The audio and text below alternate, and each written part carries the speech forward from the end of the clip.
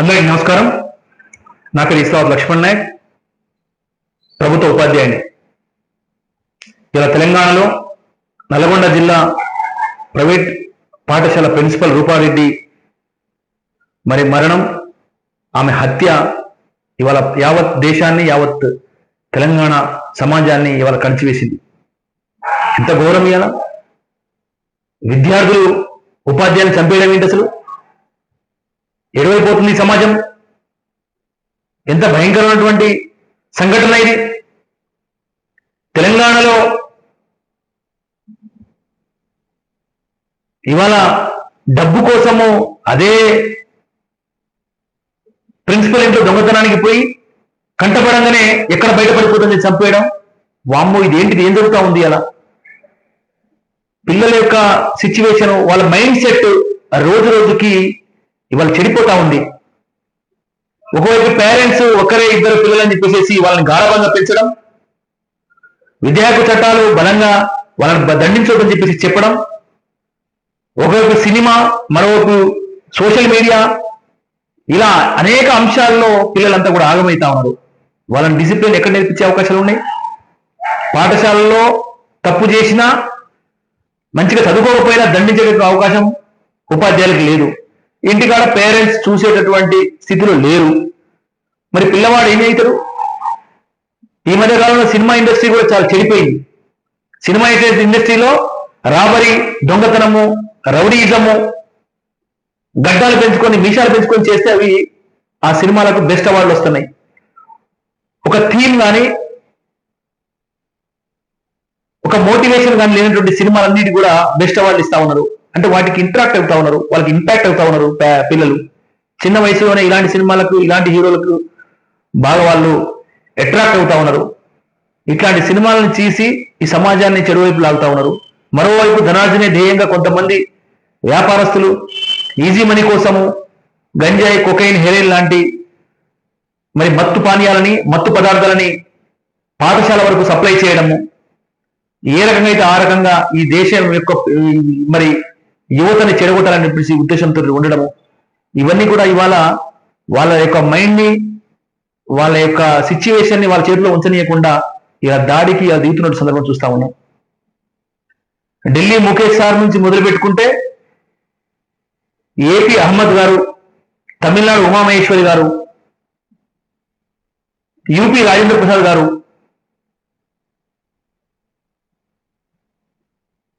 హర్యానా పల్లు గారు, ఇలాంటి చాలా మంది మరి ఉపాధ్యాయులని కత్తితో పొడిచి చంపిస్తా ఉన్నారు. 9th class, intermediate, 12th class పిల్లలు, అంటే మైనర్ పిల్లలంతా కూడా ఇలాంటి అవాంఛనీయ ఘటనలకు పాల్పడతా ఉన్నారు. ఉపాధ్యాయులు చదువుకోమని చెప్పినా, మందలించిన, సెల్ ఫోన్ వాడొద్దని చెప్పినా ఇలాంటి సంఘటనలు మాత్రమే జరిగినాయి. తుపాకీతో కాల్చిన సునీల్ అనేటటువంటి ఒక ట్యూషన్ టీచర్ని కూడా తుపాకీతో కాల్చినటువంటి సందర్భం కూడా ఉంది. అంటే ఎంత భయంకరం! అయ్యానా 2010 నుంచి 2020 వరకు సుమారు 15 నుంచి 20 కేసులు నమోదైన కేసులు, అంటే కేసు నమోదు కాని కేసులు ఉన్నాయి, చాలా మంది ఉండొచ్చు. పోలీస్ స్టేషన్ నమోదైన కేసులు 20 కేసులు ఉన్నాయి భారతదేశం మొత్తం. అసలు నమోదు కానీ, పరువు కోసం అసలు స్టేషన్ వరకు పోనీవి, లేకపోతే మధ్యలో మేనేజ్ చేసిన ఇంకెన్ని ఉండొచ్చు. ఎంత భయంకరమైనటువంటి సిచ్యువేషన్ ఇవాళ దేశవ్యాప్తంగా మనం చూస్తా ఉన్నాము. పిల్లల్ని మనము అతి గాఢంతో పెంచడము, ఒకరు ఇద్దరు మన ఇంట్లో ఉండడము, ఒకరే ఇద్దరు పిల్లలే కదా అని చెప్పేసి వాళ్ళని బాగా గాఢంగా పెంచి వాళ్ళని ఇండిసిప్లిన్ గా పెంచడము, లేదా వాళ్ళకు అసలు మంచి ఏదో చెడు ఏదో చెప్పకపోవడము, ఇవన్నీ కూడా అది పేరెంట్స్ తప్పిదం కావచ్చు, సమాజం తప్పిదం కావచ్చు, టీచర్స్ కూడా తప్పిదం కావచ్చు. ఎవరో ఒకరి ద్వారా అయితే వాళ్ళు ఇవాళ చెడిపోతా ఉన్నారు. సంవత్సరం పంట కోసమే పరితపించే రైతు, పరితపించే ఈ సమాజం, జీవిత పంట విద్యార్థులు, పిల్లలంటే ఈ దేశానికి ఆయుపట్టు, ఈ బలమైనటువంటి సంపద ఈ దేశానికి, ఈ ప్రాంతానికి, ఈ జిల్లాకి, ఈ రాష్ట్రానికి. మరి బలమైన సంపద ఇవాళ మానవ సంపద. ఈ మానవ సంపద ఇలాంటి చెడుదారులు మరి ఇవాళ ప్రయాణం చేస్తే మరి రాబోయే రోజుల్లో చాలా పెను ప్రమాదం ఉంది. మనం అందరు బాధ్యతాయుతంగా రాష్ట్ర ప్రభుత్వానికి, సినిమా ఇండస్ట్రీస్కి, మరి ముఖ్యంగా సినిమా ఇండస్ట్రీస్ ఇవాళ ఈ మధ్యలో చాలా చెడిపోయేటటువంటి అంశాలు. లవ్ ఫెయిల్యూర్ అట, దొంగతనం, గంజాయి, పుష్ప లాంటి సినిమాలట, డీసీ లాంటి చెత్త సినిమాలు, ఇలాంటి సినిమాలన్నీ కూడా మరి అలా సమాజంలో తీసుకురావడము, వాటికి బెస్ట్ ఫిలిం అవార్డు ఇవ్వడము, అంటే ఇలాంటి చెత్త రూట్లు పోయేటోళ్ళకి best film award, best hero award ఇస్తుంటే మరి పిల్లల మైండ్ సెట్ కూడా మారే అవకాశం చాలా బలంగా కనబడతా ఉంది. ఇలాంటి సినిమాలు తీసేవాడిని బ్యాన్ చేయాలి ఫస్ట్. రోజు రోజు పాశ్చాత్య మరి సంస్కృతి ఇవాళ విషబీజం మన దేశం మీద పడతా ఉంది. అదే రకంగా పేరెంట్స్, ఉపాధ్యాయులు ఎవరైనా మరి దండిస్తే వెంటనే అందరి పిల్లల ముందు పోయి వాళ్ళతో గొడవ పడడం, వాళ్ళని కొట్టడం చూస్తా ఉన్నాం. మనం చాలా చోట్ల చూస్తా ఉన్నాం. నేను పేరెంట్స్ విజ్ఞప్తి చేస్తా ఉన్నా, ఇవాళ కేవలం పడుకోవడానికి మీ పిల్లలు మీ ఇంటికి వస్తుండ్రు, కేవలం పడుకోవడానికి. కానీ మిగతా టైం అంతా పిల్లలు మరి టీచర్స్ దగ్గరే ఉంటారు. వాళ్ళ బరువు బాధ్యత మొత్తం కూడా ఉపాధ్యాయులు చూస్తారు, వాళ్ళ డిసిప్లిన్తో సహా. వాళ్ళకి అంత ఈజీగా పిల్లల్ని కొట్టినటువంటి మనసు రాకపోవచ్చు, కానీ తప్పు చేసినా చదువుకోకపోయినా కొడతారు వాళ్ళు. కొట్టినంత మాత్రాన కొడితే మీ పిల్లలు చెడిపోవట్లే, లేదా వాళ్ళకి ఏం కోట్లు రావట్లే, కొట్టంగానే మీ పిల్లల్ని కొట్టగానే కోట్లు ఇంటికి రావట్లే వాళ్ళకి.